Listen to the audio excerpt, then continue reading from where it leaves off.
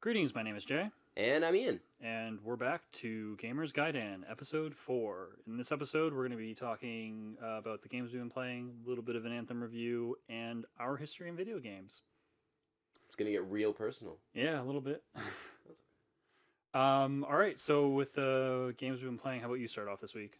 I usually start off, but that's okay. So, I got a lot to say this week.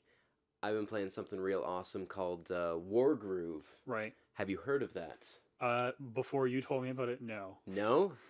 I might have, but I just forgot about it. But So, yeah. for anyone who hasn't, which I'd be surprised if you haven't, it's a tactical combat game. Yeah. Tactical combat?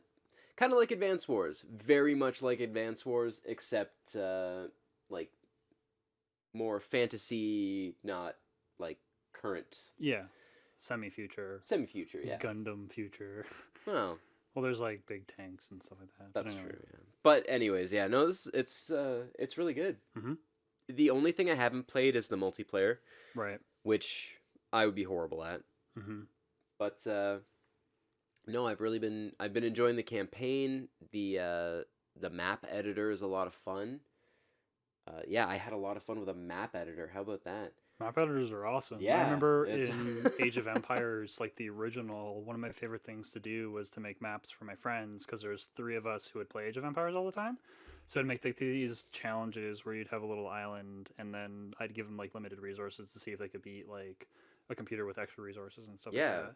Like it's super fun, and I hear that like because you can not only make a map, but you can make a campaign, Right. Okay. Cool. and they're I Usually, hear- there's only map editing tools in a game like that, not necessarily a campaign editing. yeah, tool. you can make a full campaign, and I hear the user generated content has been just fantastic. That's cool. Like some What amazing console have you been playing campaigns. this on? I've been playing it on the Switch. Okay. I think it's available on the PS4 and no, not the PS4 yet. I think it's just the PC right now. Okay. But And- it will be available on the PS4 as well. Maybe the one, but I'm not sure. Right. But either way, the Switch is probably the best place to play it Yeah. because a long tactical game, you can just kind of stop midway through Mhm. and pick up later on. There's no like lengthy shutdowns or startups. I mean, y'all know Switches are great. Yeah. So, no, it's been a lot of fun. The only gripe I have is that I have messed up a couple of times, like Where you 3/4 of the way through something, and I kind of die. like Shining Force, where you have to like Yeah. do something, you make a mistake because you took out the wrong units, and all of a sudden you don't have enough time to beat the timed mission or something. Or you like, well, not necessarily. They're not timed missions. Okay. It's more like I've overcommit my commander, Mm.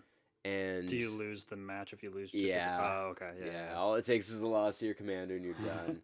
Not a lot of So- games are designed that way anymore. Where like if the leader dies, then the whole party dies. Yeah, but your leader's so good to not use. Right. So it's real tough, but that's my only gripe. I wouldn't mind having like mid-match saves, Okay. but that's my only gripe out of a fantastic game. The units are Might great. make it a little too easy though. You know what? You're very right. So, what have you been playing, JC? Well, I'll start off by saying played some ranked in League last week and was doing fairly well, so that was cool. That's cool. The nerfs from Zyra starting to get used to them more, so Okay. win rate going up a bit. And a little bit more of Rondo of Blood, not too much though, because Anthem came out on Friday, and yeah, the hype train was there. Okay. And the disappointment was too. So, not a big fan of Iron Man Destiny? No. Well, Okay. it's funny you mentioned that because so I've been playing Anthem with my one friend, and we're kind of like beating the whole campaign private, like in a private group, just the two of us. That sounds sweet. And the second suit that he got, he actually inadvertently made it by Iron Man. Because he was like playing with the colors and like, oh, I'm gonna make this one red because he made the first one like Eva 01. And Okay. then he got the color scheme backwards for Eva 02 because it's red, right? Because Asuka's Eva is like a red color, and it looked exactly like Iron Man because of the way that the yeah. So that was. I'll make this part red. Yeah. And this part gold. Yeah, he just switched it from yellow to gold. So that was kind of fun. So yeah, Anthem. So I wrote up a bunch of notes about Anthem and my experience with it. I've been playing it for about 10 hours, maybe 12. We played it for a good chunk of time yesterday, and because it came out on, we're recording this Sunday after Anthem came out, so 2 days after, and yeah. So I'm just gonna go through my notes. Yeah. So it kind of sucks. And it wasn't. If I was playing with my friend, then I probably would stop, not play past the point I am at now. And disclosure, like this is a Bioware game, so I understand that this is the first loot shooter that they've done, but I do want the company to succeed, regardless of them being like an EA company now, essentially. I'll say if Mass Effect Andromeda was a 6 out of 10, this is basically be like a 5.5 out of 10 for me at the moment, and I can really only see this going down from what I can see. And Hmm. As I beat the game, because like I don't really give it an official review usually unless I beat the game, but that's kind of where I feel it's kind of hovering right now. And I stopped playing Mass Effect Andromeda after 4 to 5 hours, and it had a better storyline. Like, yeah. I Um, mean, I didn't play it, but my wife absolutely loved Andromeda. I yeah. like, despite what all the haters said, like she played it well after Hmm. any of the all the bug fixes and that. And so I mean, I essentially, she have played the heard good best things, and that's one possible of the reasons version. why I stopped at like 4 or 5 hours ish. Because I'm like, okay, well, I'll play this in like a year or something like that, Yeah, with a bunch of bug fixes, and then like I'll probably get around to it again. But the friend who I'm playing with for Anthem, he actually played Mass Effect Andromeda, like whenever it came out, and he beat it. And he's the guy who I'm playing Anthem with. yeah. And I actually watched him play a lot of Andromeda, so I do have some knowledge of like a bunch of the story and like how the gameplay worked and stuff like that. Yeah. So I guess let's go through the review. All right, hit us with your There's a lot review. of notes written down, so I'm probably going to be reading for a lot of this. But like I spent quite a bit of time this afternoon just kind of like hashing out my thoughts on the game. Yeah, so to be clear, this isn't the offshoot Montreal office. This is the office that made most of the games that you love for Bioware fans. So you can't really use the excuse that Anthem it sucks, and for the reasons that you could for Andromeda, because a lot of people gave hate for Andromeda, but they're like, okay, well, it's the Montreal office. You can't really do that for this because like they finished Inquisition and they started working on this in 2012. So that's whenever it started its development, and that was 6 years ago. Yeah. And this is what they released. It seems, yeah. And I found it interesting how the local for Bioware changed this game. I thought that was pretty interesting note, and it's kind of like to me, whenever the game first loaded, I'm like, okay, that's different. Something's probably going to be off. It was kind of like foreshadowing to me. Like I said, I was expecting this game probably to be a 6 or 7 out of 10 because I played Destiny 2. I never played the first one, though I did have some friends who talked about it a lot, and I kind of like experienced it through them talking a lot about it and stuff like that. I'm like, oh, that sounds really cool. But it was really dry. Like Destiny 1 didn't have a lot going for it. Yeah, and Um, they really perfected their model, or at least made the model better for Destiny 2. And I did play Destiny 2. yeah, and I enjoy. I mean, beyond the story mode, I didn't. I did a little bit of the multiplayer, but Yeah. not a ton, or not multiplayer, but I guess uh Hmm. post game content, Yeah. and yeah, it was okay. The story was great though. I mean, the 20 hours of gameplay that I got out of it was worth Yeah. the And I've heard price this of is admission. between So around 15 hours of gameplay, so it's probably a little bit shorter or almost as long. But yeah, but that's not what you're buying. Like that's not what you're signing up for when you no, get a I'm buying a BioWare game. game, That's true. Yeah, right? Like a BioWare title, you're expecting that big. yeah. I thought maybe it'd be like a 30-hour campaign, to be Yeah. honest with you. But I haven't finished the campaign yet. I'll probably finish it by Tuesday. I'm assuming because we're gonna play it on Monday and Tuesday, and I'm assuming it's not gonna take longer than that to beat it. Yeah. But yeah, yeah. So it wasn't done by the Montreal office. It was done by the core office. The director for this game, for context, and I've no hate on the director. I'm just this is what other work that he's done. He did the ME3 multiplayer and some of the DLC content. From his LinkedIn, I looked it up. I don't know if the DLC content was like the DLC content for the multiplayer stuff, or it was the actual DLC like extra stuff for Mass Effect 3.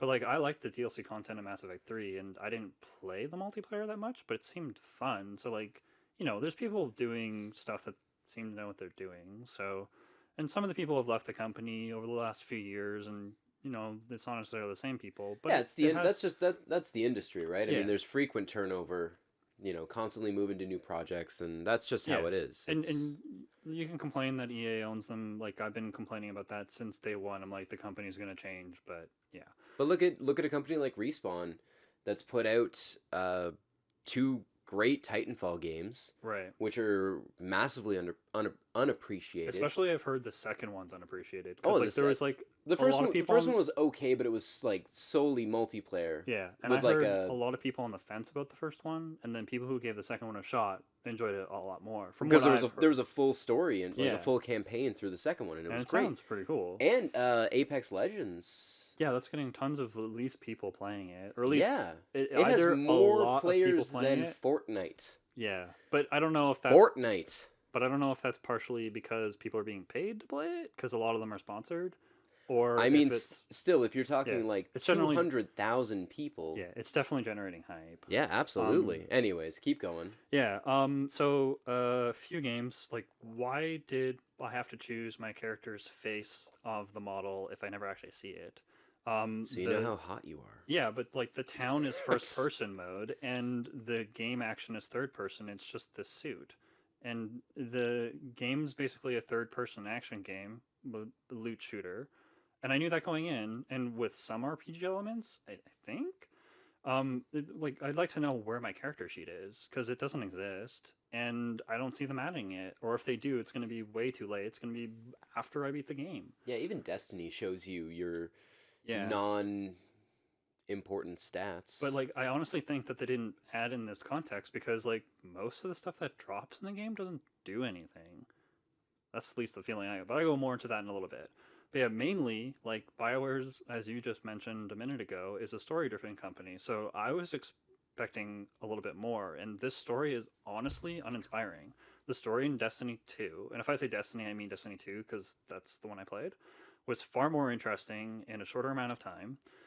You should have played through the intro movie mission. So there's like a large intro movie and then a hallway you go down and then there's like a boss battle where there's like four titans which are taller in that video than they actually are in the actual game, though the titans are tall in the game. Okay. But there's like four of them and then you don't actually fight them. You just see a cutscene and a bunch of explosions and stuff happen and then you kind of like blackout or whatever. And I think what should have happened was you should have been like fighting all the stuff at the beginning, like retreating, trying to survive and stuff like that. Like in Destiny 2 where Like you fight exactly. whoever the big I can't remember who the big dude is, but Yeah, the guy with the overacted voice. yeah, Yeah, yeah, and and you just there's get trounced. yeah, and then you should have fought all of the Titans, the four or five of them, and get wrecked by them, kind of like you do in the intro level to Mega Man X whenever you fight Vile.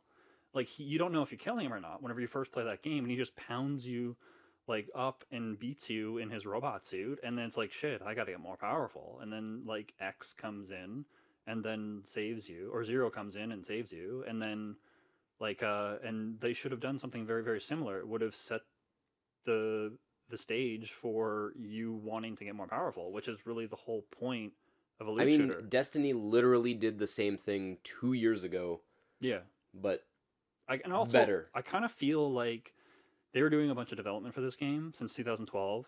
Mass Effect Andromeda was released and got a lot of backlash. And then at the same year, Destiny 2 was released, which is a very similar style game, but they had already been working on, and it got its criticism and praise. And they're like, oh, and they changed a lot of things in like the last 16 months that like kind of changed a bunch of things. I don't know. I could only speculate on what that is, but it kind of feels to me that a lot of it was like rushed and changed. Yeah. And something to gripe on, like EA games had a lot of criticism for the loot boxes in Battlefront 2. Yep. And so there's these things in tandem that have happened in recent history in EA's, the parent company's history. And they, like, it's a loot shooter. I'm expecting DLC in a loot shooter, and there's barely any of it. And there's a NPC in the game that basically sells you looking cool while you're killing stuff, and they barely sell anything. There's like two things that you can unlock in the game if you one of them only available if you have the collector's edition, which is what I bought. and then there's like skins, and there's barely any of them. Like, I don't care if it's there, if it's just cosmetic. It's not gonna make me angry because I can maybe it's cosmetic. It doesn't do anything for the game. Yeah. Like, and the other thing is I would have bought the N7 cosmetic skin, but all it was a red stripe, a red and white stripe on the back of like your back or your cape, depending on if you're the storm class or not, and a red stripe on his helmet. That's it. In retrospect, Inquisition had the armor, Yeah. and you looked just like him. And it's like, why didn't they do that? I would have paid $20 for that, or whatever, $15 to be able to look like Shepard in my Mass Effect 5 game. That would have been awesome. The point is, I would have put money down on that. I would have bought it because it would have made me look cool. And if I would have been able to change the color scheme to whatever color I wanted on the Shepard suit, sold. But yeah, so you don't fight those Titans. And what makes this worse is literally at like the level 3 or 4, you fight your first Titan, and it's not even difficult. And keep in mind, as I said before, I'm playing in privately with one other person, and we're a Storm and the Guardian, the big hulking guy with the shield and the mortars and stuff like that. And it was easy. And then you fight another one a few levels later, and it's not any harder. So it's like people are complaining that they don't like freelancers anymore and they're not heroes anymore. I'm like, okay, it's because a group of them couldn't have taken out 4 or 5 Titans to save the city, but you can easily just take one out. Yeah. Like, there's no grand scale epicness in the game so far. So also, why is there only one map section? It seems kind of large, and it's really beautiful and looks great. It doesn't look like the E3 demo, which I go into later, but like, why is it just one type of area? There's jungle overland with runes, and then hallway tunnel, like dungeon things, and that's about it. It seems like in Dragon Age Inquisition, which apparently isn't as big of a game, but at least had varied areas that felt different. It just kind of seemed weird to me that there wasn't like a desert location and a forest location and maybe a water location, which there kind of is this one area where there's water and then you can kind of swim around in the water as well, but it still feels like the jungle, so it's like still really the same area. I Okay. don't really know. There's no plains. No, Weird. not really. It's all like crevices and stuff like that of a big, huge open field. And it is cool. You can go to where you can see and stuff like that. And it is fairly vast. It's, mind you, not as vast as the E3 trailer because, like, you could see on forever. And some of it Yeah. was like prototype screens and stuff like that. But it's like, no, let's make it shorter, get rid of the prototype screen, just make it big. But yeah, so that was disappointing. And the draw distance in the game is also kind of disappointing because like I'm playing on a PS4 base model, not a PS4 Pro or a PC. I could have bought it on my PC, but I just don't want Origin, which I'll get into later. Who But does? yeah, and so I bought it on my PS4, and it's just like there's a lot of like less models. There's no graphical like effects from like there's like lighting and shadow effects and stuff like that was shown in the E3 trailer that like don't even exist in the actual game and stuff like that. And there's no like not as many monsters and stuff like that, like wildlife walking around and stuff like that in the mainland, the free area and stuff like that. It's kind of sad. And there's a lot less models in the HUD world, but yeah, I don't know. So the NPCs do look better though. They're not as dynamic as what they showed in the E3 trailer, but they definitely look better than Mass Effect Andromeda, which is a plus. And they do look good, but it's just like they looked a lot better. And I've seen max settings on PC, still don't look as good. Yeah. Like, so, like, really, why does it matter that I bought it on a PS4 versus a PC? And all the models are very similar.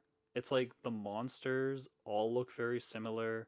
They not very much variance in them. All the people look very similar. There's not very much variance in them. Now, how many like monster models? 5 or 6. Really? Yeah, there's a scorpion. There's another bug thing. There's like a reaper thingy that runs around towards you. There's a flying reaper. There's a sniper, and then there's maybe 10 of them. Then yeah, but there's not very many of them. No. And like they really just put the word elite or whatever in front of them, and they don't even color swap the palettes. Oh. Like it's weird because like you'd think that they would make like the elite ones like I don't know something obvious, but it like You have to read the name, but really they're just massive like bullet sponges. That's I know that's how loot shooters work, but like Yeah, like that's not drastically different from Destiny because they no. usually, I But mean, like I felt a like I was commander drops out or something and usually has a cape. yeah, like But I felt like because of little textures like that, it felt a little bit more unique. Yeah. So as of level 10, all the missions are either guarding areas, fetch quests, or kill quests. And from what I've seen in reviews, because after I played it on the first session that we played, I went and read a bunch of reviews and stuff like that and some videos, and they're basically saying the whole game's like that. I hear that the strongholds are better, which are like the instances basically in the game, but there's only three of them. There's one that was out in the demo, one of them that's like unique to the full game release, and then one of them is unlocked at the end game, and it's just the end of the game replayed with a different end boss or something. I'll know more whenever I beat it, but like that's kind of pathetic, especially since this is supposed to be a game as a service. I don't know. Yeah. So my other question is like, why in the story isn't there like a Paragon and Renegade like choice system? Like, I thought that the dialogue would be a little bit more complex, and though it's written well and voice acted well, and the models do look good and better than a lot of other PS4 games, it's just like from the company and the budget, I would have expected a little bit more, specifically because it's been in development for 6 years. but now, I mean, you're talking about a like a loot shooter. True, You know, there's no but it's Bioware doing a loot shooter. it is BioWare, but it's not a I look at its competition, right? Um, The you've got Division, Destiny 2, yep, the new game you just mentioned, isn't it very similar? Isn't it that a loot shooter? Apex Legends. Yeah. No, it's a battle royale. Oh, it's Battle Royale. Okay. I Come thought there on, was. JC, Haven't stay played it. with us. No, you. Yeah, you really only have a couple other titles. True. You know, I mean, and arguably, it's all working off of Diablo's murder something and get something cool. Yes, that is very true. And Um, the thing is that like so it does it all worse than those from what I've played and what I have seen. the Division wasn't very good. No, but the Division 2 apparently fixed a lot of those problems, and even the It doesn't environment. exist yet.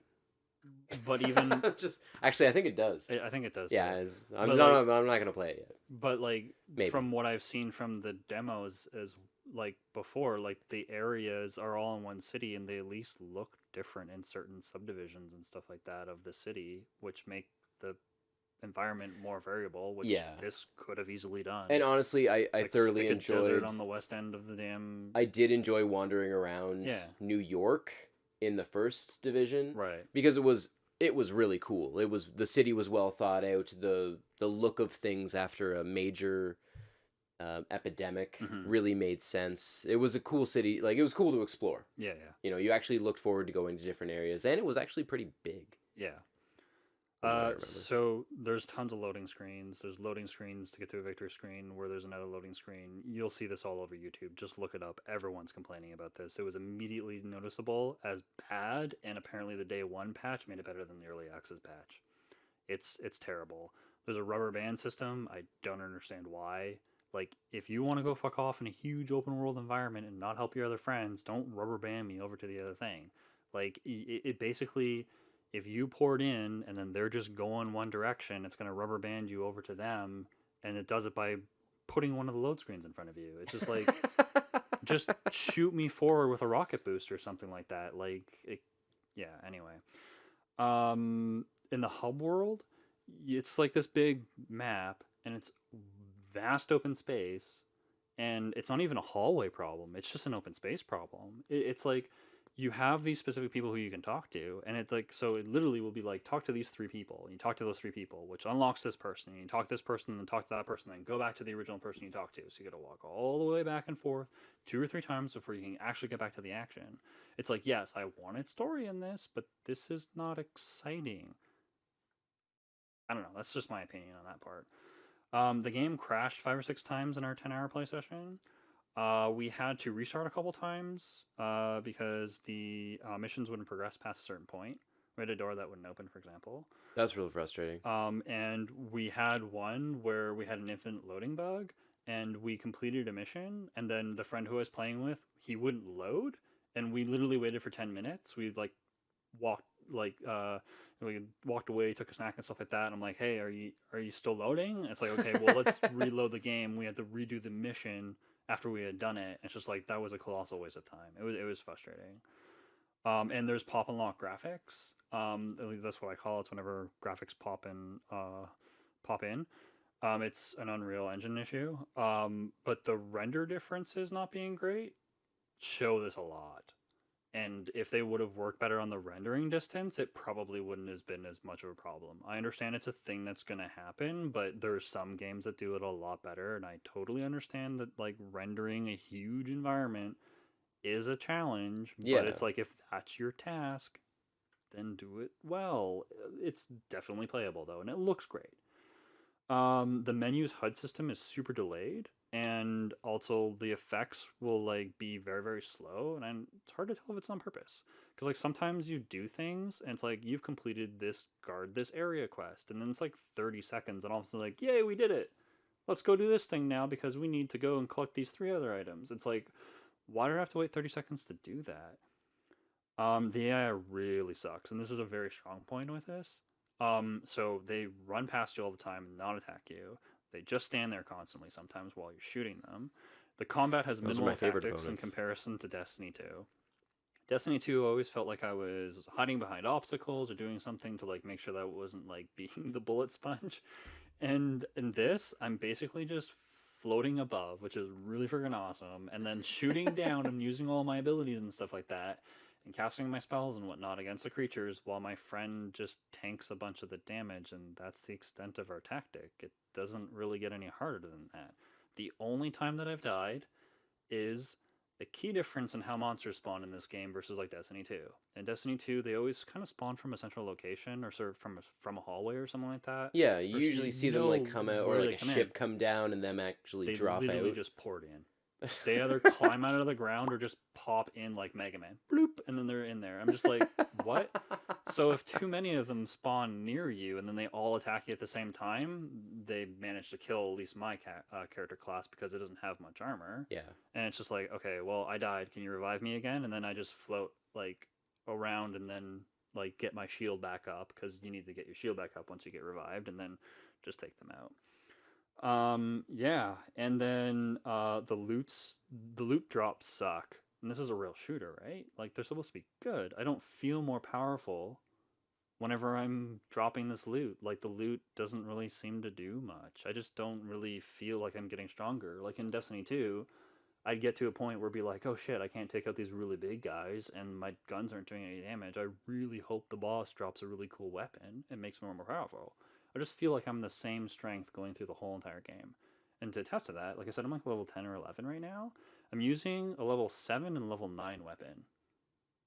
Okay. So, like, why am I not using the better weapons that are dropping? And all the weapons that have dropped for me are uncommon. Now, is it just the weapons that drop? Like, I haven't played any of this, so Mm-hmm. are you just picking up weapon drops? Are there armor? They got rid of armor. Okay. Yeah, Okay. yeah.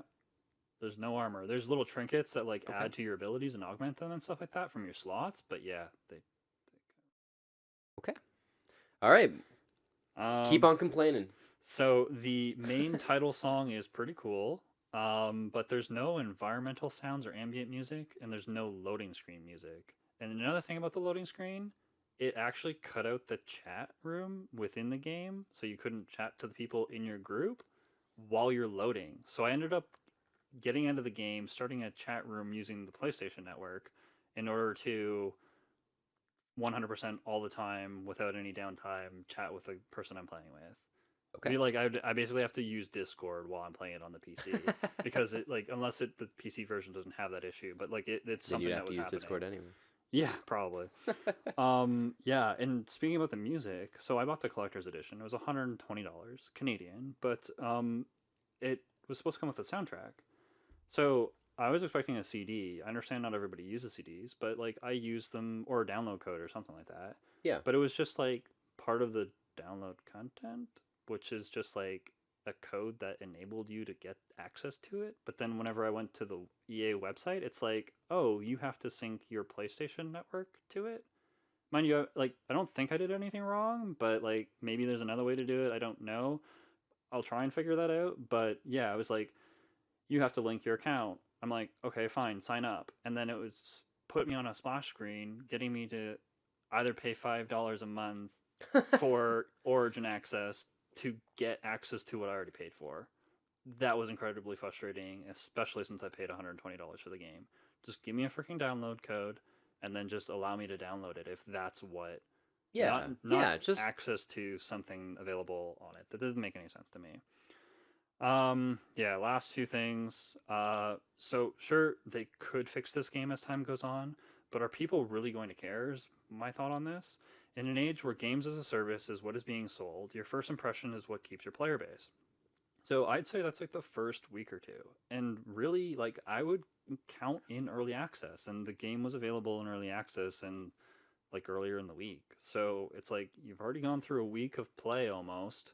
I mean, What the fuck? I'm not gonna like, cause I Cards on the Table. I haven't played zero of this, but I mean, just on the opposite side of that, Destiny had an atrocious launch. Yeah, it sounds Destiny like One most of was the just awful, loot and shooters then were, but it they really overhauled it. I mean, the Division Division had a horrible launch, but that's true. again, they improved it over time, and the player base got there eventually. Even Destiny 2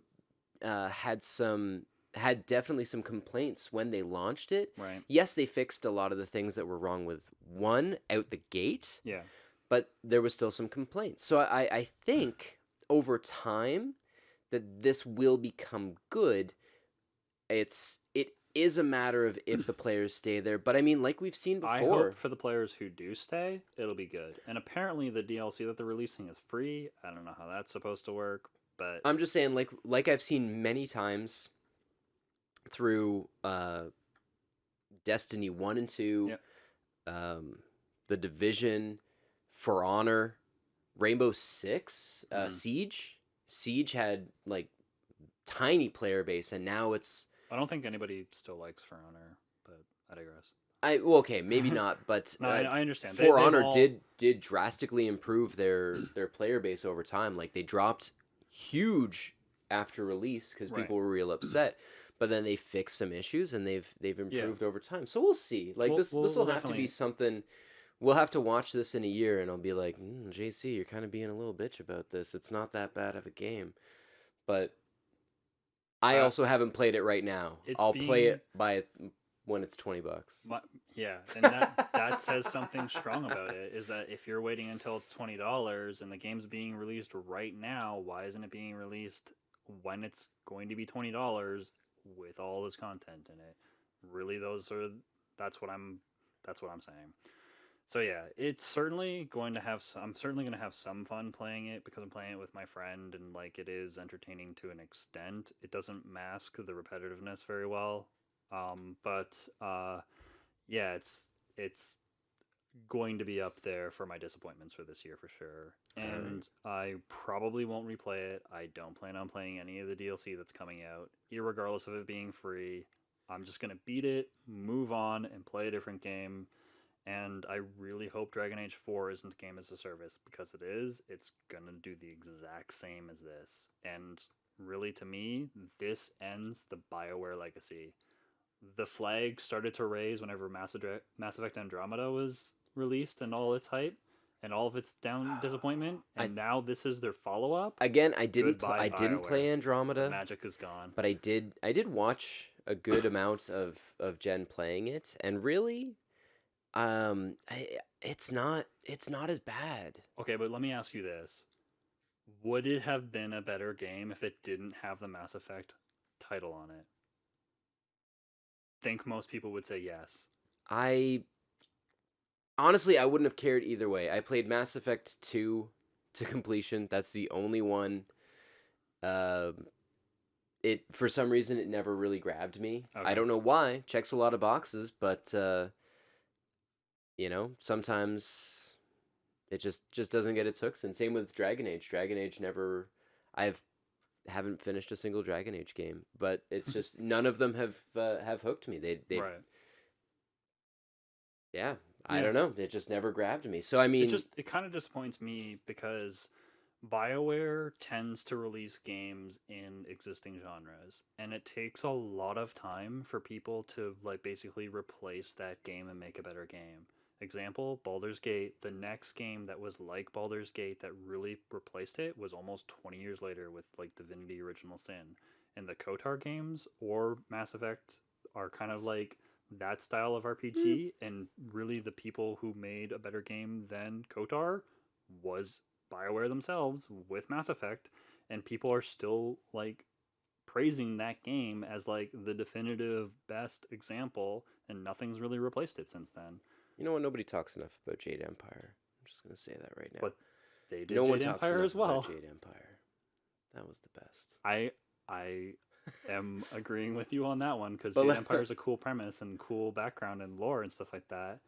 But That's all right. We'll save our Bioware discussion for another episode. Let's get going. Maybe we'll make We've had a Death of BioWare. We've had a lot of JC's disappointment. Yeah. Let's move on to something that's kind of decent because we wanted to talk a little bit about our history with video games because we feel like you care, and even if you don't, you're gonna listen to it or or not. skip from the video. Yeah, or you skip to the next one. Yeah. So I don't know, JC, give me a little bit of history here. Tell me about what brought you into this. What You want me to go first with the thing after the rant, or do you want to go first?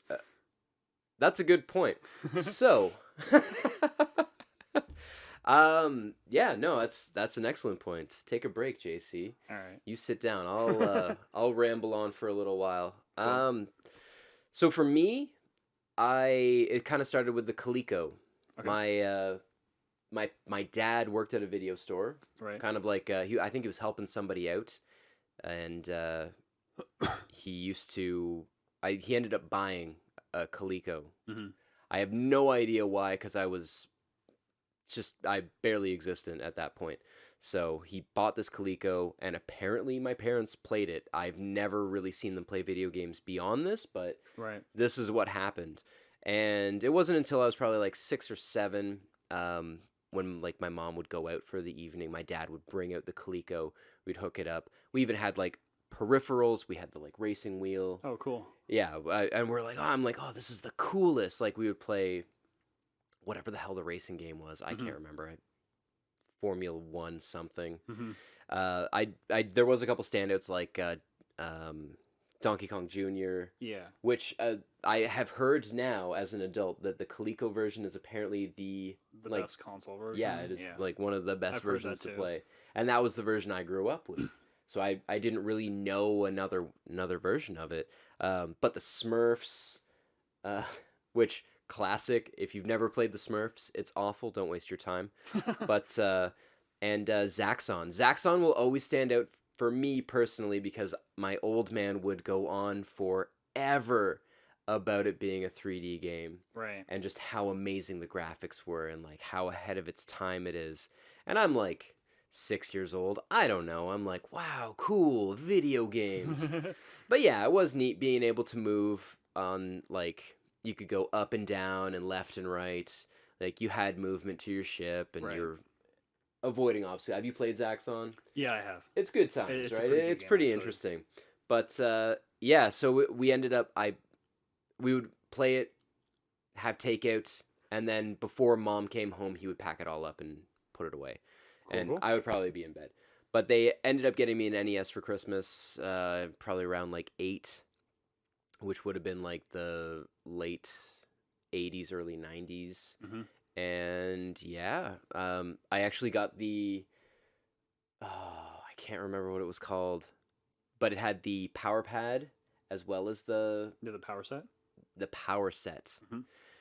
And I don't know, I was a fat kid, so they probably thought track and field would do me good. But I don't think anyone actually ran on the power pad. You sat at the base of it. At the bottom and hit it. Yeah, the you two just little smashed buttons. it. Yeah. Which still didn't do anything, because that I dude, remember one of our the first cheetah used- was so fast. Yeah, I remember whenever I first played that game, and I actually ran on the pad, and my friend wasn't standing up, and because we were playing like the multiplayer version, the Okay. versus, and then he just like sat on his knees, and he beat me. I'm like, oh shit, I'm gonna do that too. Yeah, why wouldn't I? Yeah, But I that's a mean, great idea. I I had the NES for a long time, but I never really played anything with a lot of like substance to it. Right. It so a few years go by, we sell like I want a Genesis. One of my I guess my godparents, they had a son who was a teenager, and I remember we would go up to their house occasionally because they lived out of town, Yeah. and I would get to play his Genesis and Sonic 1. And yeah, blew my mind.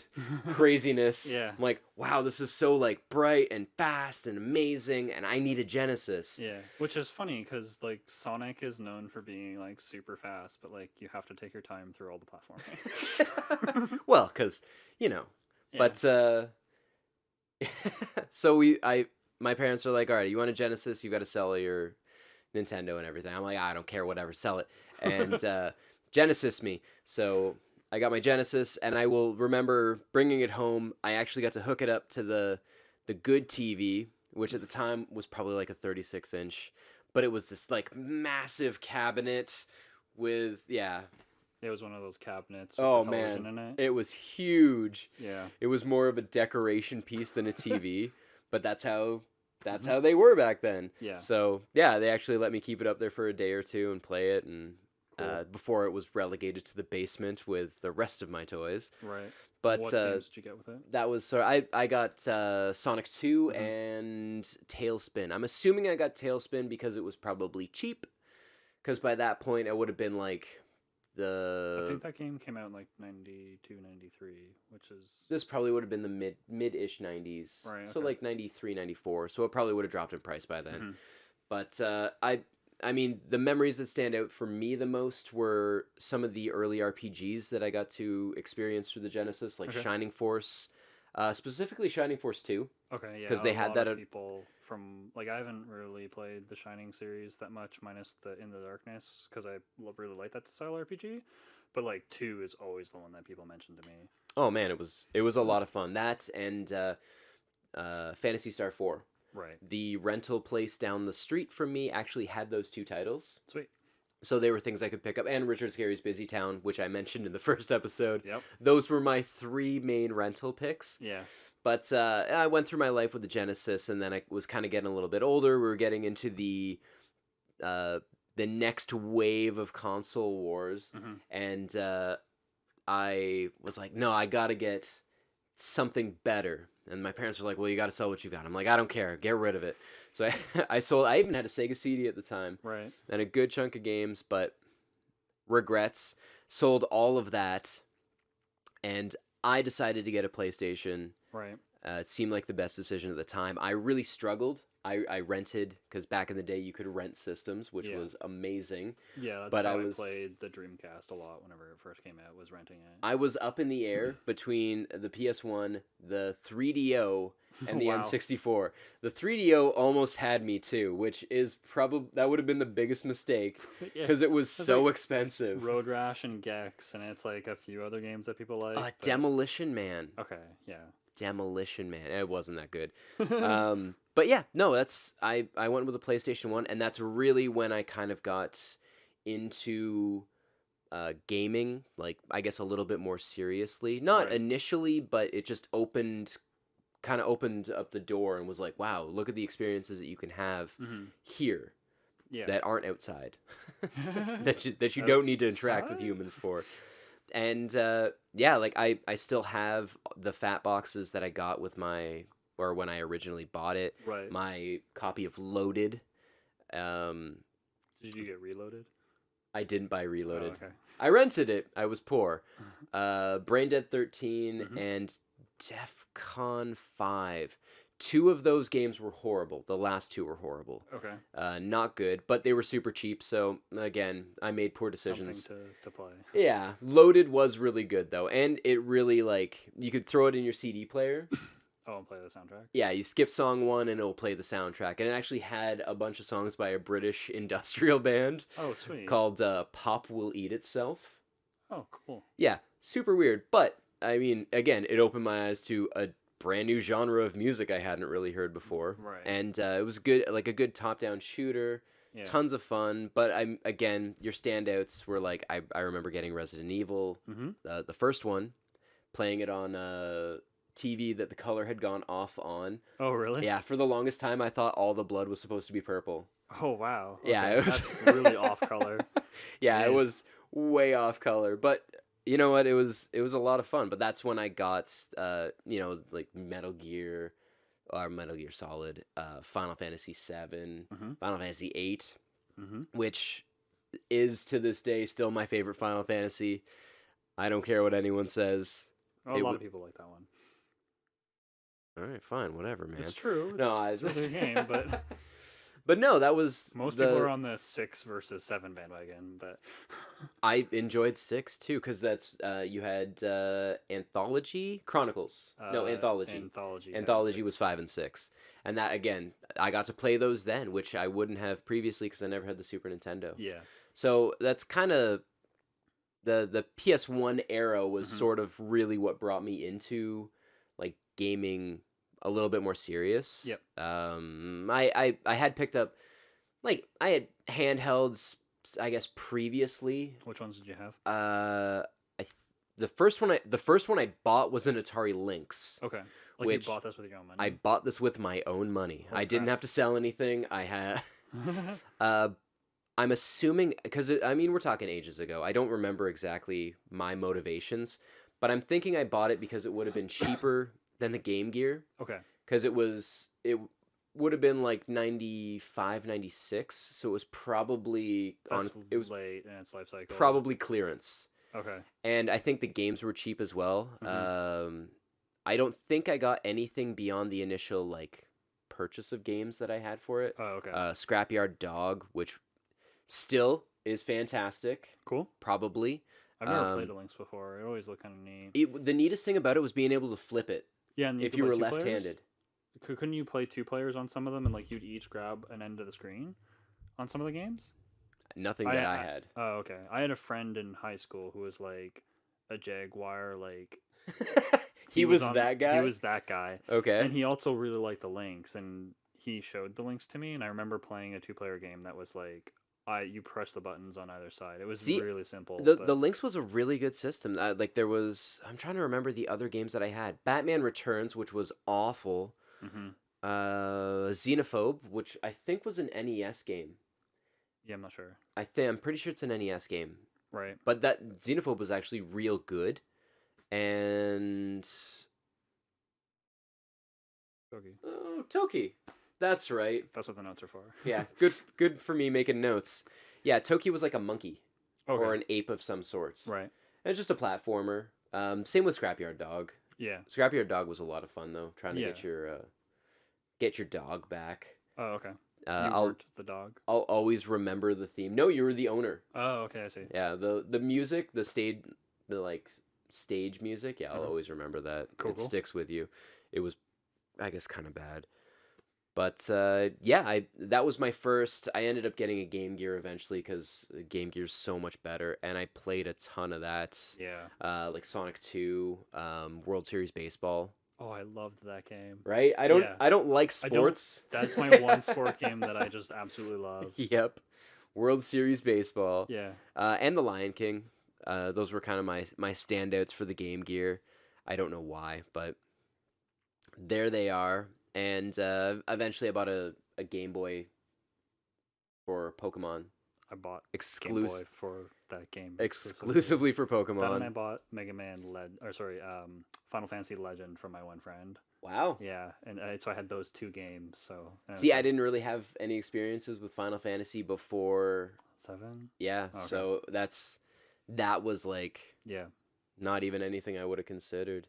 But yeah, after I kind of worked through the PS1 era, the natural progression was to jump into a PS2, and that was. And you mentioned you got this at launch, which is pretty cool. I did.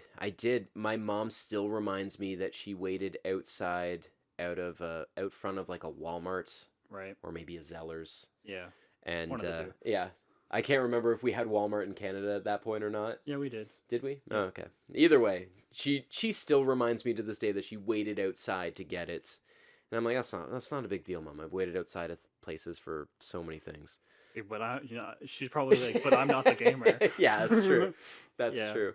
But And for context, for any younger people who might not know or understand, the PlayStation 2 was basically like sold out for the first like part of its season until early the following year. yeah, Like, it was constantly just off the shelf, much like the Wii. yeah, it was the Wii of its era. Yeah, and I guess the Switch had the same issue too, because it was hard to get a Switch right It away. was initially, yeah. So I mean, it was the the new hotness. Yep. But I did get mine stolen. I'd let a friend borrow it, and then it went. That really fucking sucks. It got stolen under some mysterious circumstances, and, okay. and then he ended up having one like a month later. So Right. super suspicious, but Just cleaned yours up a little bit. I know probably.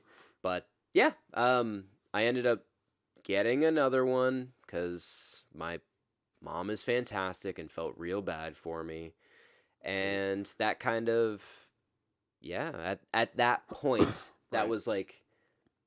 Yeah, okay, I started buying more and more games. I'd kept my PlayStation 1 games. I hadn't gotten rid of those. And Right. that's sort of the like big, I guess, turning point as far as me collecting games Oh, okay. goes. Did you sell your PlayStation 1 whenever you got your PlayStation 2 I since it was reverse I compatible? actually did sell my PS1 Okay. initially because of the compatibility. But I didn't get rid of my games. I kept my games. Yeah. Because You can still play them. exactly. Yeah. And I didn't at the time I'm like there's no point in me having an extra console when I can play it all on here. Yeah. Now I would have just kept it, but Mm-hmm. that's because I'm an idiot.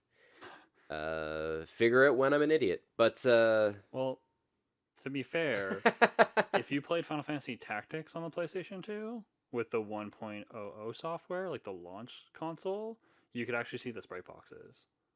Yeah, so like each of the models on the map, you could see like usually one or two of the sprite boxes as they Interesting. move around. Yeah, that's the reason why I ended up keeping my PlayStation 1 because I was like, I still play this game a lot at that time, and then I'm like, I'm just gonna play it on my PlayStation. But like I played Final Fantasy 9, which was launched the same season, like same Christmas, on the PS2, yeah. and didn't notice really any problem. I'm sure there's other problems as well, but yeah, Oh, that's the probably. one that I noticed like at the time. Yeah. Like I remember playing Chrono Cross specifically on my PlayStation 2. Yeah, cool. And yeah, but that's after that I ended up, you have a job, and even if it's just part-time, you have income coming in, so you can I'm going to buy an Mhm. Xbox specifically for KOTOR and Jet Set Radio Future. Right. Because KOTOR wasn't out quite yet, Yeah. but and then a GameCube because of Animal Crossing, and at that point you're just like, whatever you want, you will just get. So Yeah. you just kind of move beyond it. I don't really. Y'all listen to me ramble enough. I mean, that's a pretty in-depth history of the early years, up until about the PlayStation 2 era. I mean, even to current, right? It's just Yeah. sort of like, it's like, well, once you hit that point where you can just go and buy a console, Yeah. it's not special. Like, I don't have any great memories. Okay, that's a lie. I do have, because I got a Wii at launch, Okay. but only because I was working at Toys R Us at the time, Oh, okay. and they were kind of like, okay, look, we got X amount beyond the pre-orders. You guys are working. Do you want one? We can put one aside. And I'm like, yeah, I want one. Like, I'll take his if I can. yeah, absolutely. And they're like, okay, like tuck it aside. Is there any extras you want with it?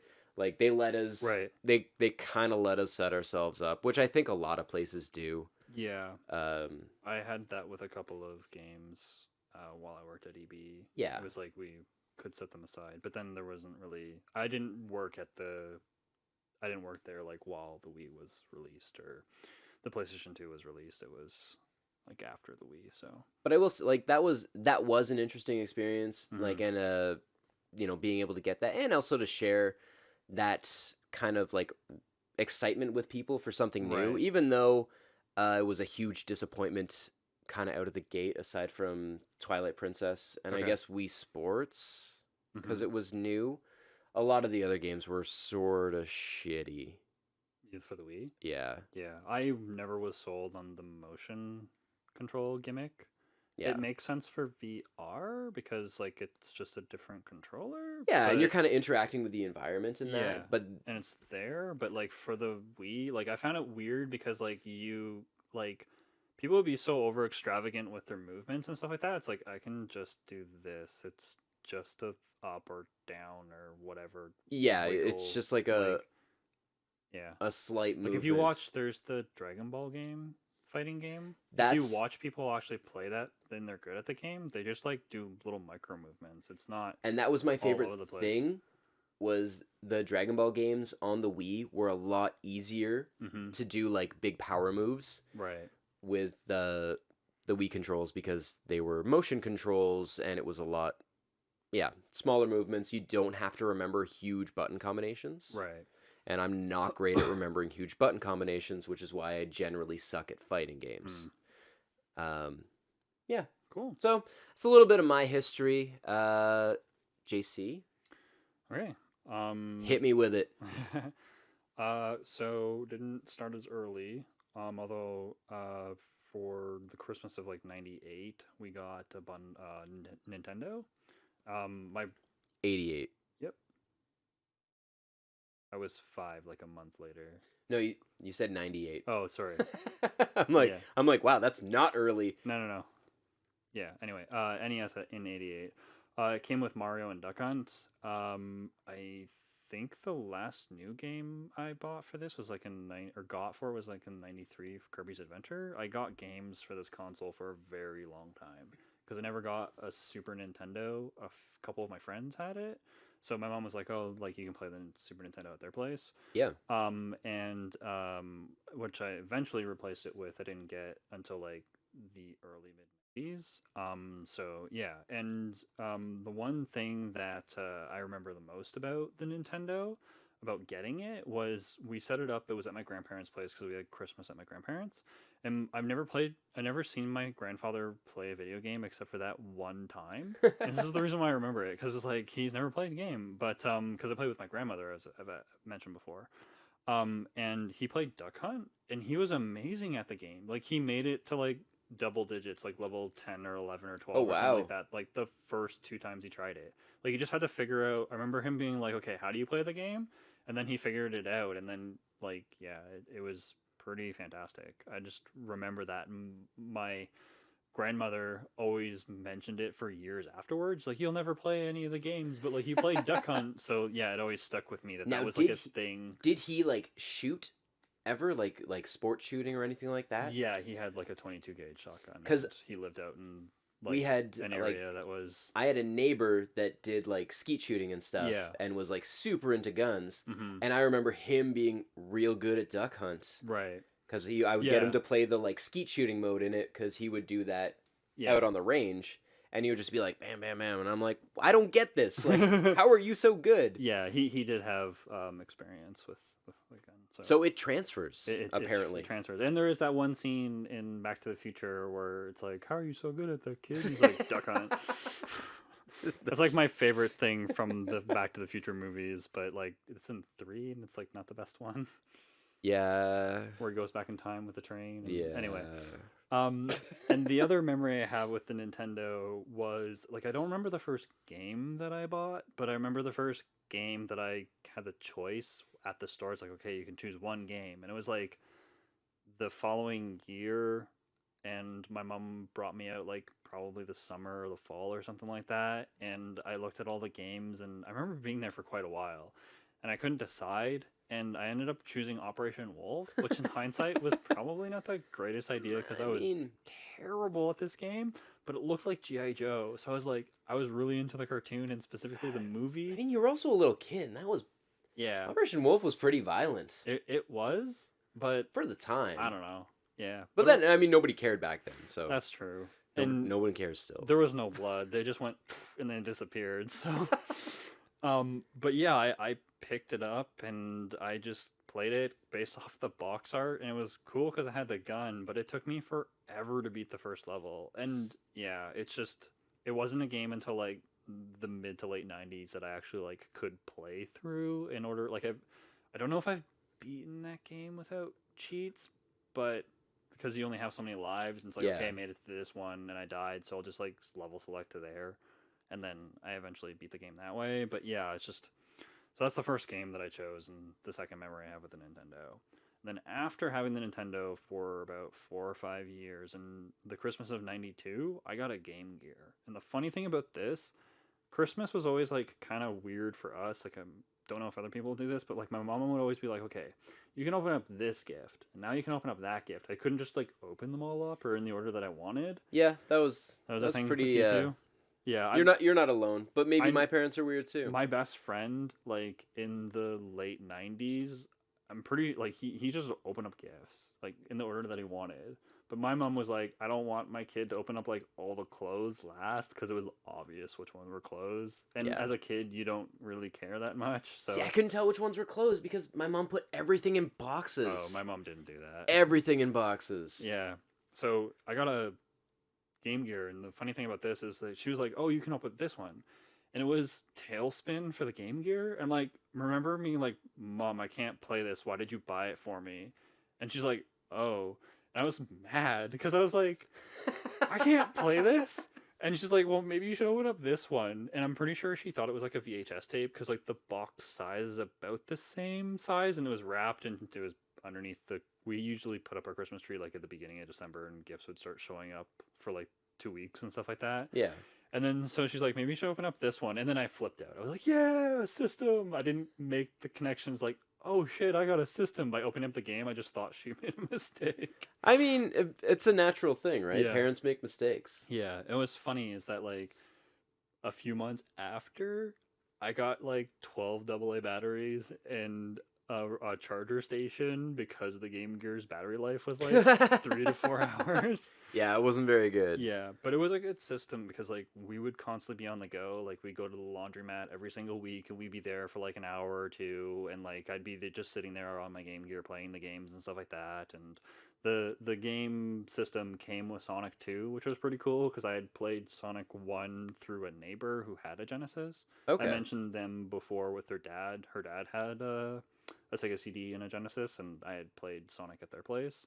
So like I knew what it was and Yeah. and stuff, and it was really cool because it's constantly always bringing it everywhere I went, and I literally did until like the early 2000s, just because I liked the platforming games on that console so much, and like we went on vacation or something like that, bring Game Gear, went over to my uncle's, bring the Game Gear, went over and visited like some family friends or something like that were my parents' friends and not mine. Well, that was Bring the Game that was Gear. the best thing about it at the time was you could, well, especially for like a kid, Yeah. because your parents are always going to drag you somewhere. Mm-hmm. Especially because you don't have any siblings, do you? No, I don't. Yeah, we're in Only the same child. we're in the same boat. So you get dragged a lot of places, Yeah. and originally like a console was kind of a pain in the ass to hook up. It was, yeah. And that was the great thing about it. Like, I still have my pink and green case for the Game Gear that I've always had. And it fits like 10 to 15 games or something like that in it. So I could just like put the games that I want in Yeah. there whenever I'm going out. I had the little like I had the official like Game Gear case, the little Yeah. like briefcasey looking one. Yeah, Think I still have that somewhere at home. that's cool. And yeah, that's if you're going somewhere, that's going. Yeah.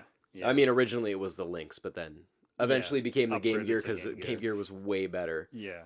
But yeah, like I totally get that. That's So, yeah, and like during that time, we had a few computers. So we had like a 888 IBM compatible computer that played like DOS Ooh. games, and then we eventually got 386, and we upgraded that to a 486, and we Ooh. got those from my mom's boyfriend.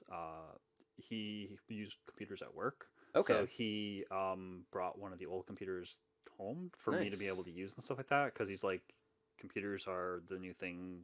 JC should be like using a computer and learning what a word processor is and stuff like that. So I had this like DOS word processor that I typed out some of my assignments on, stuff like that. Nice.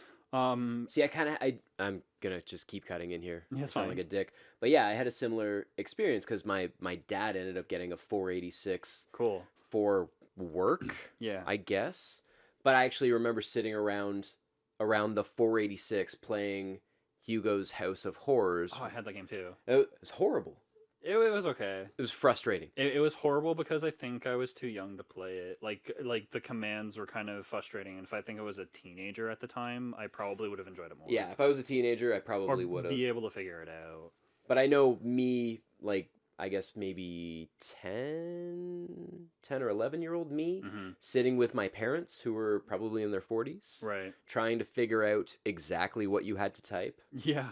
And It usually wasn't on only flying. 2-word combinations. Yeah, it wasn't as fun as what it could have been. But I mean, that kind of, again, that opened my eyes to, Adventure games. like, well, playing games on computers, Yeah. just in general. Actually, that was sort of one of the first point-and-click adventure games. Hmm. Well, yeah, there was no pointing No, there was no mouse in or the first clicking. one. It was just typing. Yeah. Quickly typing. Yeah, because monsters or the Frankenstein on one room was trying to get you. Frankenstein, the dog. Yeah. Oh, the dog was terrible. But yeah, so we constantly upgraded that computer. It eventually was replaced in the mid to late 90s with the Pentium 2, I think. Ooh. Because they had P2. gotten P3s at the work, and then we got one of the old Pentium 2s.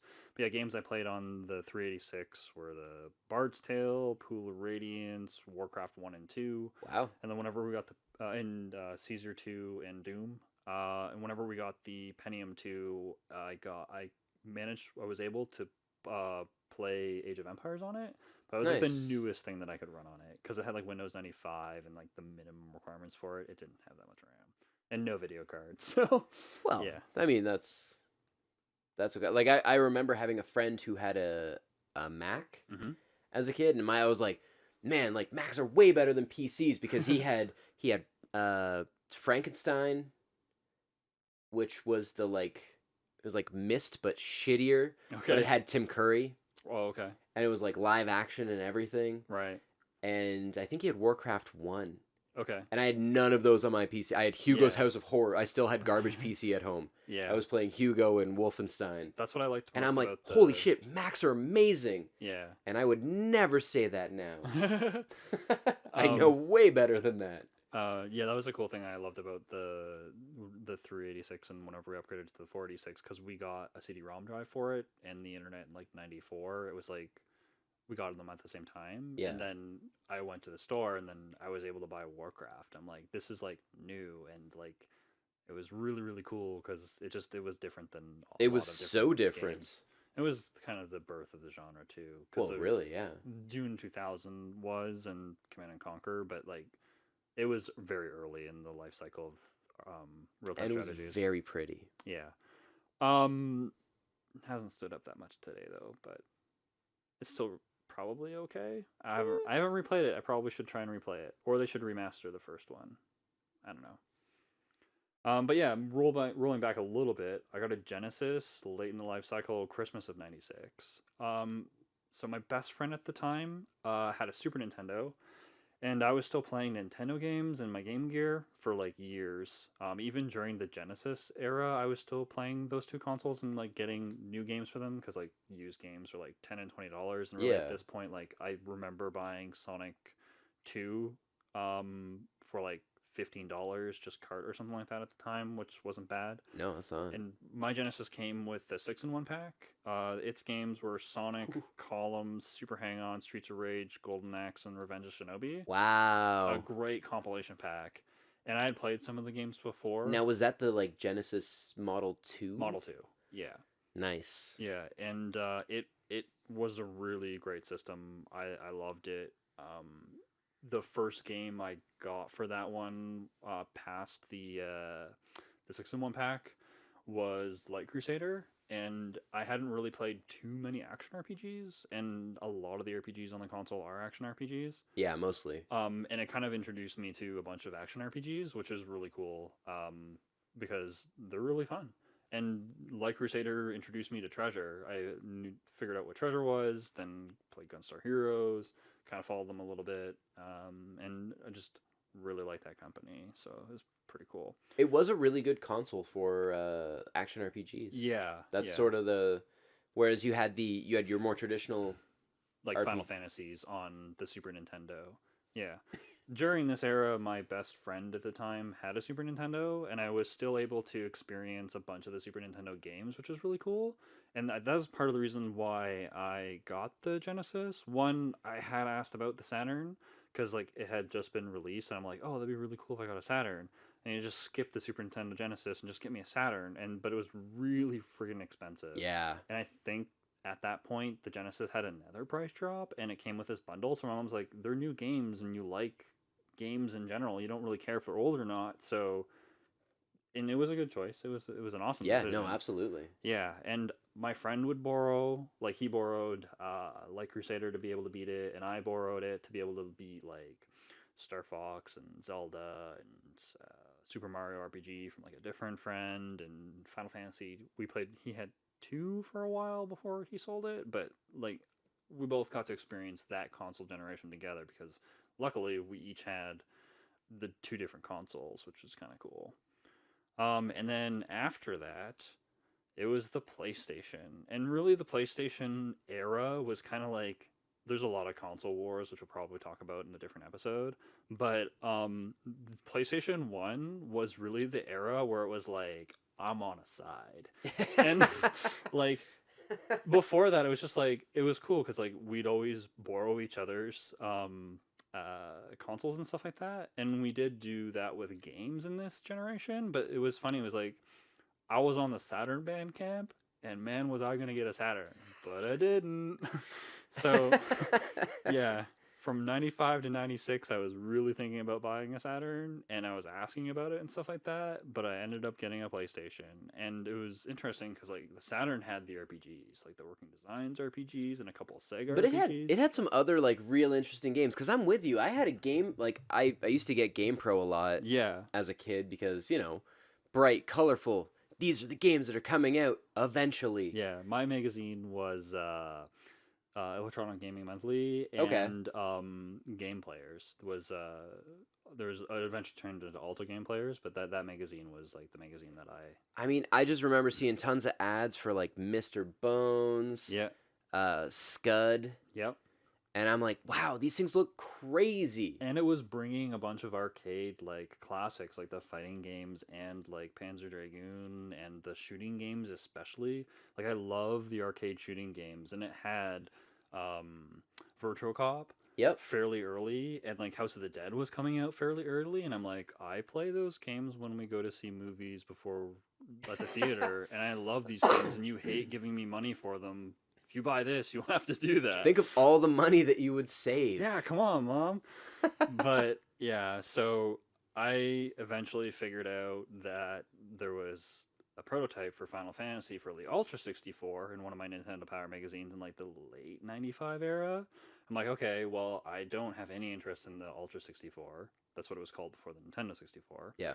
And the main reason was because I didn't care because I didn't have a CD-ROM. I had already experienced CD-ROM and the extra content that it could deliver with the PC, with the 486 that I had. Yep. And I knew somebody who had the Sega CD, and I Yeah. was pretty impressed with it. And I was young and impressionable mind, so the FMV games on the Sega CD, I didn't really know too much about them, and I didn't really like that. I enjoyed them from what I played from them. Yeah, same. But I'm sure if I was older, I would just been on the same bandwagon. But I was like, "Hey, Lunar," you know what I mean? But like, I knew it existed, and I'm like, You "Hey, wouldn't be it's an like, "Night anime Trap." RPG." Yeah, exactly. Or maybe, who knows? Who knows? Different timelines, maybe. But yeah, and then eventually, games started to get canceled. It was obvious that Sonic Extreme was never going to come out. Also, they were talking about like Resident Evil had been released, like just released by the time I was like finalizing my decision, and then like it didn't seem that like as many like games were going to have cross-platform, like Resident Evil 2 eventually got canceled, for example, on the not the Dreamcast, it came out on the Dreamcast, on the Saturn, Yeah. and stuff like that, and just like it looked more and more grim, and like I really, really wanted to play Albert Odyssey. That was like my game that I really wanted to experience in that time, and like shining the Holy Ark, along with all the other games that I played. Then Final Fantasy VII was actually something that was coming out on CDs, and it couldn't be released on cartridges. That's what the advertising was telling you. It could have. It just would have cost a shit ton of money. So many cartridges. Yeah, it would have been like a cartridge that has like all these like connected chips or something insane, like the Tower of Power for the Sega Genesis. Yeah. But the price drop happened. I think it was either $279.99 or $179.99, like Canadian for the and like mid '97. Final Fantasy VII was coming out in September, and I was just like, I'm buying a PlayStation. Decision final, and it was the first console I bought with my own money. Yeah. And I ended up getting Final Fantasy VII that Christmas. My mom bought it for me for Christmas, which was really, really cool of her. And yeah, the bad experience that I had buying this console was I kind of missed the boat on what the fuck a memory card was.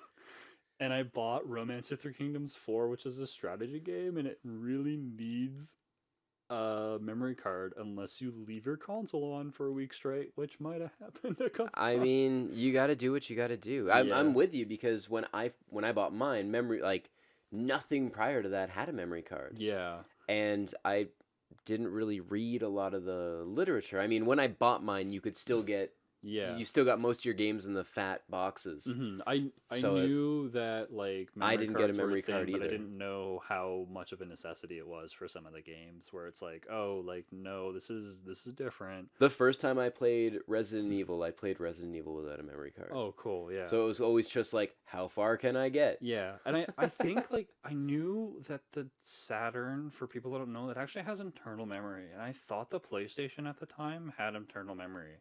I figured out really quickly that it didn't.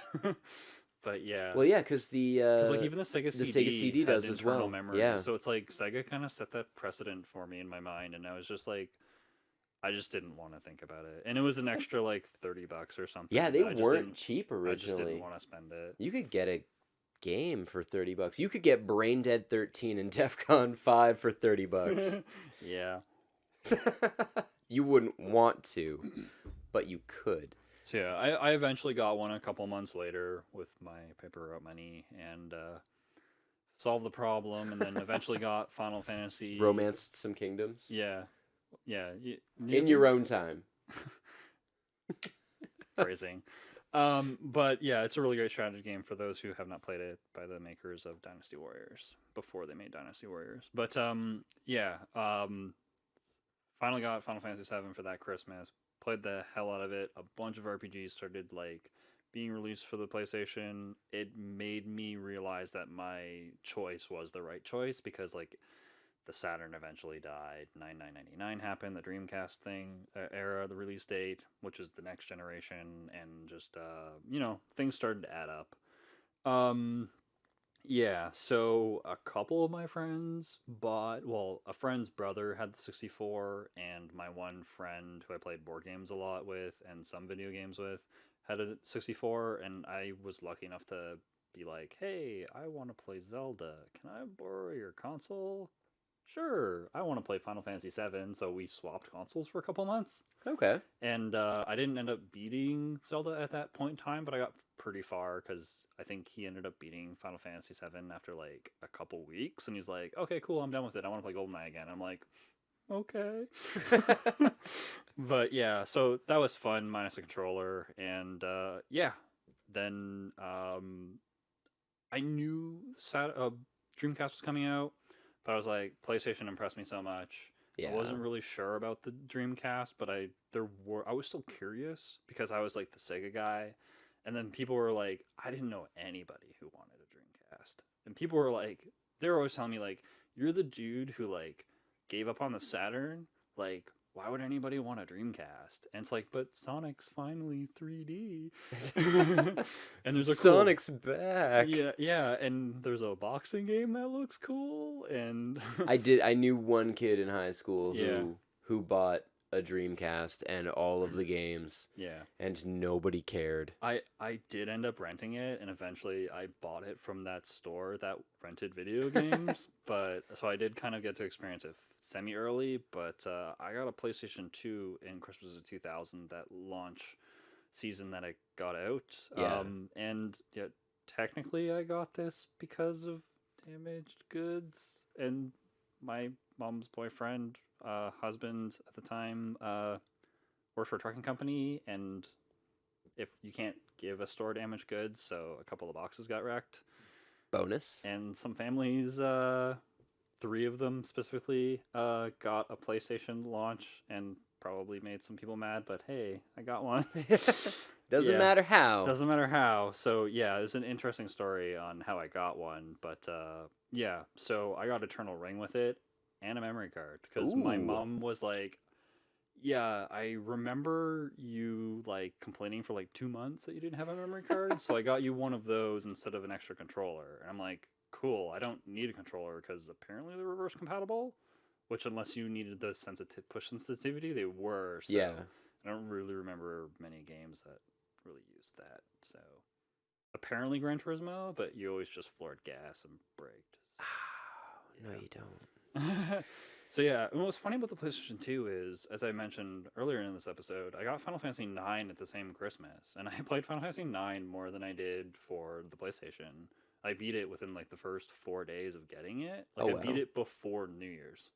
So like the 25th to the 1st, I had beaten Final Fantasy 9. Like I just kept on playing that game. And it's only a 30-40 hour game, so it is possible to do that. But Yeah. like as a kid who like has to go to these family functions during like Christmas and stuff like that and still being able to beat it, I didn't sleep that much. You know what though? I remember in that span of time finishing Sons of Liberty Right. like 3-4 times. Yeah. I just kept like, I'm like, oh, I'm done. All right, let's start over again. Yeah. And like, oh, I've got to go this place. All right, I'm taking my console with me, and Mhm. I'd sit down and play more Sons of Liberty. Yeah. And so like I played more 9 than I did at the launch of the PlayStation 2. And then like 6 or 7 months after I got the PS2, like I was saving up for a computer, and I bought a computer. And then in 2001, in that summer, I bought the computer to be able to play Baldur's Gate, Icewind Dale, and Baldur's Gate 2, because like Baldur's Gate 2 had just been released, and I had played it on my friends' computers, but I hadn't like sat down and actually played the game through. Yeah. And I'm like, and I have a console, I can't do it, and Yeah. it wouldn't run on my like Pentium 2, because like it would run Age of Empires, which came around the same time. But to put this in context, it required 2 megabytes of RAM. 2 whole megabytes. No video card. Baldur's Gate needed pixel shaders, and like I wrote it down. It was like 2 megabytes, and the other machine I needed Windows 98, which I didn't have, and it required a video card and more RAM. So Yeah. I think it was like at least 128 megabytes of RAM for it to like run slowly. Whew. So I needed a new computer. So I ended up saving like $800 or $900 at the time, and my mom was like, "Okay, this is the deal. If you can save up enough money to buy the computer case, because I'm just going to reuse all my peripherals, Yeah. then I will buy you Windows XP." I'm like, "Okay, sure." Because Windows XP was like $200. I'm Yeah, like, it wasn't whatever. cheap. It's just gonna cause me to save up money for like 1 or 2 more months. So if I get it sooner, I'll just use that like $200 to buy the games that I want. So I just waited until I could like buy, like I had $1,000 and like I could buy a few games with it, and then I ended up buying it that summer, and I just played that forever.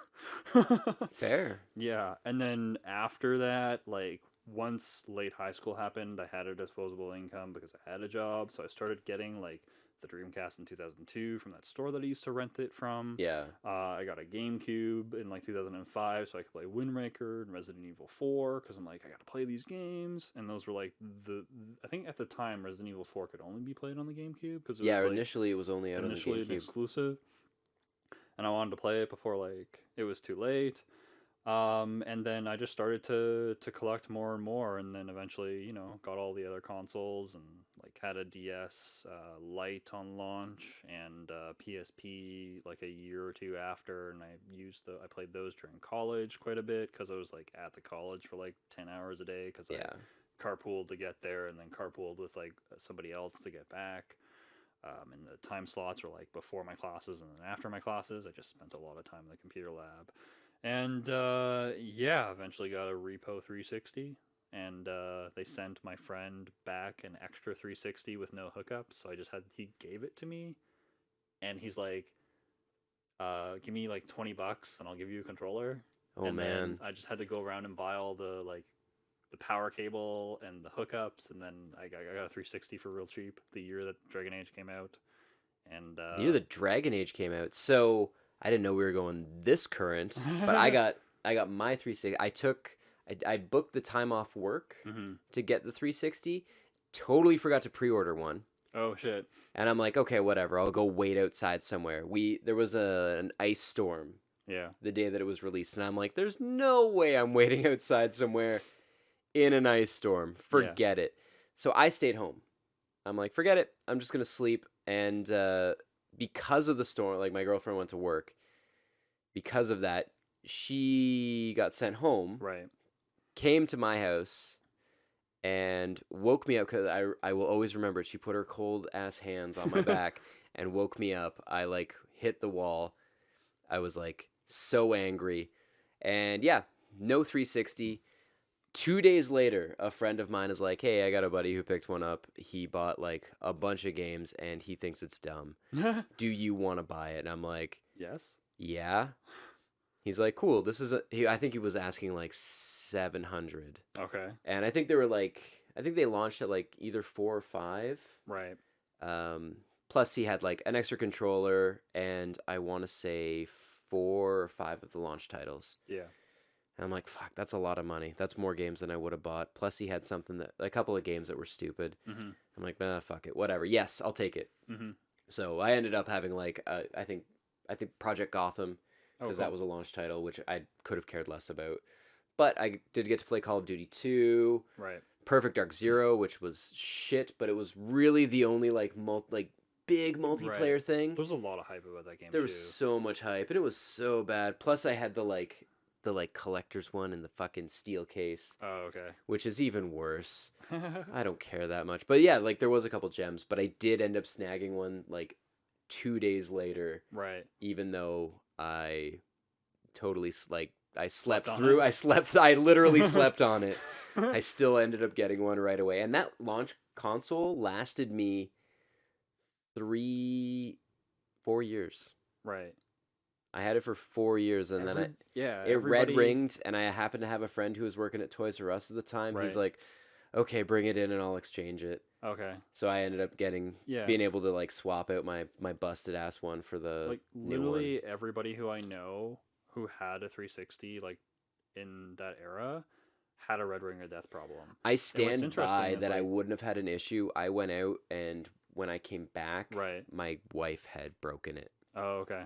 I still stand. I've never had one red ring on me, and she has had 2. Oh wow, yeah. They were still mine. Mm-hmm. But she has had your console 2 shut down. Yeah, I don't know. They sent him a brand new one because I guess they broke down because of 2 reasons. One, they could resolder, and one they couldn't resolder. Yeah.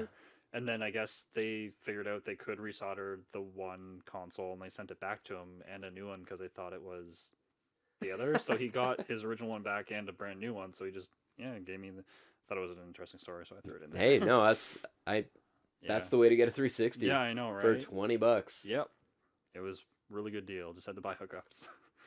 And games. Whatever. But anyway, so that's my early years of video game history-ish, and yours. That's our history of early video games, and that. Let us know yours. We want to know what your experiences were. When did you guys start playing games? What was the first console you had? Yeah, were you on the Nintendo bandwagon, or were you part of Blast Processing? Like, what side were you on? Or did you choose a side? Like, I didn't really choose a side at that era. Like, It's just well, yeah, whatever. Give me games. Yeah, let us know what you guys like. What was your first console? What was the first game you bought with sure. your own money? With your own money, or get to choose, or what have you. I can't remember what mine was. As you can tell, JC's the organized one. I'm not organized at all. My game was probably something stupid. Fair enough. Probably. Yep. But yeah, that'll end this episode. Hope you enjoyed. If you made it this far, subscribe, like. Or don't. We're not your supervisor. We're not your supervisor. But comment. Let us know what you like and what you don't. And we'll see you next week.